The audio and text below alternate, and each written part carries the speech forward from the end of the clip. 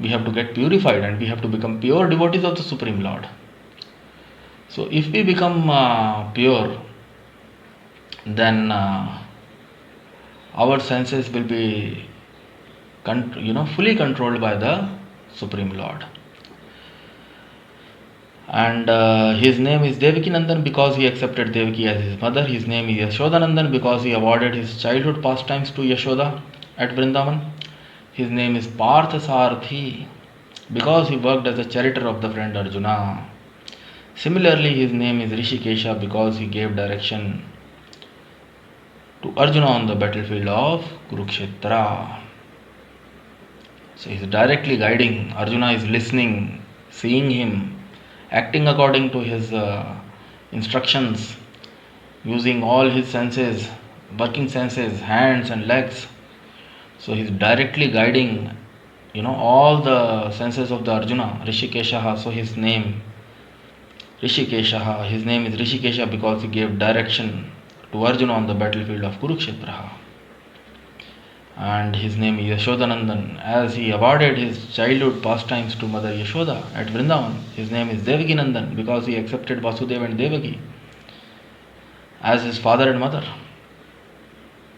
His name is Vasudeva because he accepted Vasudeva as his father. So like that, Lord Shri Krishna has various names as per his activities. And Arjuna is referred as Dhananjaya. Arjuna is referred to as Dhananjaya in this verse because he helped his elder brother in fetching wealth when it was required by the king to make expenditures. So wonderful pastime Swami Srila Prabhupada has narrated and explained many times in his lectures and conversations. And it is a part of the history, Vedic history. When Yudhishthir Maharaj, once he was, he wanted some riches, some money, dhan, it is said, to perform some sacrifices, for different sacrifices, to make expenditures for different sacrifices. It was Arjuna, who brought, the Supreme Lord guided him that, lot of riches were left by, some Brahmanas on the street. Lot of gold, lot of utensils, gold ornaments, and lot of silver gold ornaments and utensils were left on the street by the Brahmanas. So that are the exalted Brahmanas. It is explained in the Dadati Pratigranati. Patam Patam Yajan Dan Pratigraha. So they accept charity. So once, the pastime we will take sometimes in detail. A king, he mercifully gave lot of riches to the Brahmanas. But the Brahmanas, they thought, they took it from the king and they were refusing at that time, or we don't require, we only require this much, we require this much. But the king was very happy and he gave lot of riches to the Brahmanas. And the Brahmanas, they were not able to resist, so they took, the king is forcing so much, he may feel bad if we don't accept. He may not be very happy if we refuse to accept his offerings. So they took all those offerings and they walked away from the palace. But in between they felt so much load in carrying all gold and in carrying those days all dana, dakshina was given in terms of the great king gave in the form of gold, in the form of ornaments, gold utensils. So in between they were all feeling very much overburdened, all the Brahmanas, and they left all the gold.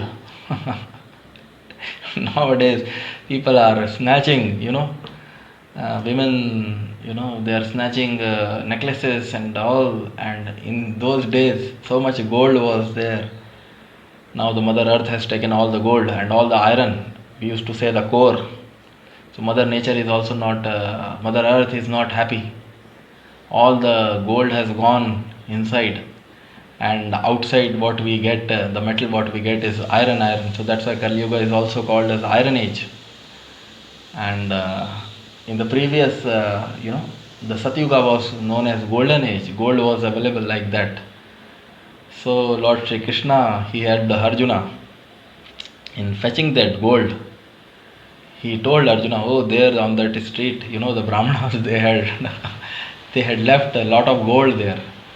So you can bring it, Arjuna, so that your elder brother Yudhishthir Maharaj can perform various sacrifices to please the Supreme Lord. So wonderful, pastimes, and we can learn. We can also learn so much. We want to acquire. We want to be billionaire and millionaire and trillionaire, and we are competing. But what it is, we sleep on a small bed, and we eat 2 chapatis or a little bit of rice.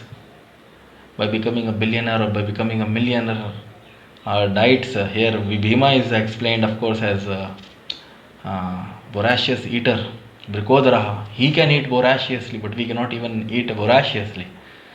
So what is the use of acquiring so much of our, human form of life? This valuable human form of life, of course, it is not denied. We want to become rich, okay, become rich. But we should become rich in qualities also. We should try to become rich. Swami Srila Prabhupada has always explained simple living, high thinking. Our thinking is going down. Somebody is very, very rich, but he is going in the nightclub and dancing with naked girls, and he is ready to become, Swami Srila Prabhupada is explaining, brothels and slaughterhouses. We are what we eat, our activities. So in our mind, and we are falling down. Outwardly we are becoming very, very rich, but our hearts, the scriptures, there was that famous proverb: if wealth is lost, nothing is lost. If health is lost, something is lost. And if character is lost, so nobody in this world, today's world, if you see, people are not interested in character. People are not interested in health, eating all sort of junk food and filling their belly with liquor, and that liquor and cigarette or the smoke is going and hurting them. But they're not worried. The life has come down to 50, 60, 70 years at most. But okay, somehow or other they want to just, fulfill their material desires, just acquire wealth, live in brothels, nightclubs, and the next life doesn't matter. Swami Srila Prabhupada says, not worried even if they become dog. Oh, what's wrong in becoming a dog? A dog or a hog, what's wrong? So people have degraded to that extent because we are eating everything. So who has seen the next life? What we will be today, let us enjoy, and enjoy as per our fallen mind. What sort of enjoyment it is proposing? So that is the misfortune of the present age. But anyways, so those were the days. Brahmanas, they are leaving gold on the street. They are overburdened to carry gold, and they are leaving it on the street. In today's world, we see are nobody is safe. The women, if they wear a small, a very thin necklace, that also, thieves and rogues, they are snatching, and for that even they are hurting others for snatching that small gold, and so that was similarly. Bhima is known as Brikodara because he could eat voraciously and he could perform Herculean tasks. So Bhima was a voracious eater, and not only he was a voracious eater, he was also performer of Herculean tasks because of the energy whatever he used to get because of voracious eating. Because of voracious eating, whatever energy Bhima used to get, he used to utilize it for some like here it is described. killing the Hidimba. So Bhima, he killed many demons. So in one way, a religious task, even to kill, unwanted or people, those who are very much disturbance in the society. So he killed, and the particular type of conch shell blown by the different personalities on side of Pandavas, beginning with the Lord, were all very encouraging. And when Lord Shri Krishna, the Arjuna and Bhima, when they blew their conch shells, so it was very encouraging for all the others, other soldiers and fighters and warriors on their side. And on the other side there were no such credits, nor the presence of Lord Krishna, the Supreme Director, nor that of the Goddess of Fortune. Swami Srila Prabhupada is explaining. So on the other side, because others, they have all taken the side of irreligion, so there was no such credits, and nor the presence of Lord Krishna. They didn't had the blessings of Lord Shri Krishna. The Kauravas, they didn't had the blessings of Lord Shri Krishna, Kauravas party, the Supreme Director, nor that of the Goddess of Fortune. And because the Madhava is not present on the side of the Kauravas, so even the Goddess of Fortune, Shri, was absent, was not present with them. And of course, victory was also. So they were all predestined to lose the battle. And that was the message announced by the sounds of Conchshells. So that was the message announced by the sounds of Conchshells, wonderful Conchshells. And conch, as we studied before, Swami Srila Prabhupada has explained, is a very auspicious and is very dear to Lord Vishnu.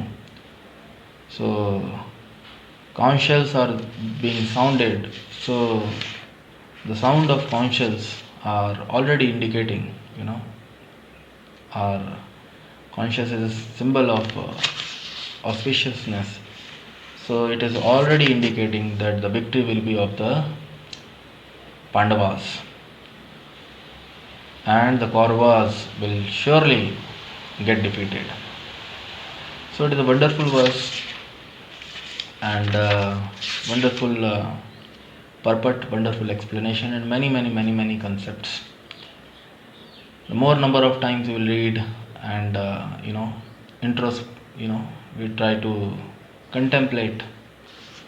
So like this we have to assimilate the knowledge, transcendental knowledge, and it will help us, it will give us a strength to follow Krishna consciousness in our day-to-day life. So may Lord Shri Krishna, may Swami Srila Prabhupada, may Chaitanya Mahaprabhu bless us all with transcendental strength, so that we may practice Krishna consciousness in our day-to-day life. So next are a series of 3 verses from 16 to 18th. So that we will take in the next session. So with this I would like to stop here. So may Lord Shri Krishna bless us all. May Swami Srila Prabhupada bless all of us. May Chaitanya Mahaprabhu bless all of us. Hare Krishna. ग्रंथराज Shrimad Bhagavad Gita की जय, जगत गुरु स्वामी श्रील प्रभुपाद की जय, अनंत कोटि वैष्णव वृंद की जय, हरे कृष्ण महामंत्र की जय, निताई गौर प्रेमानंदे, हरि हरि बोल।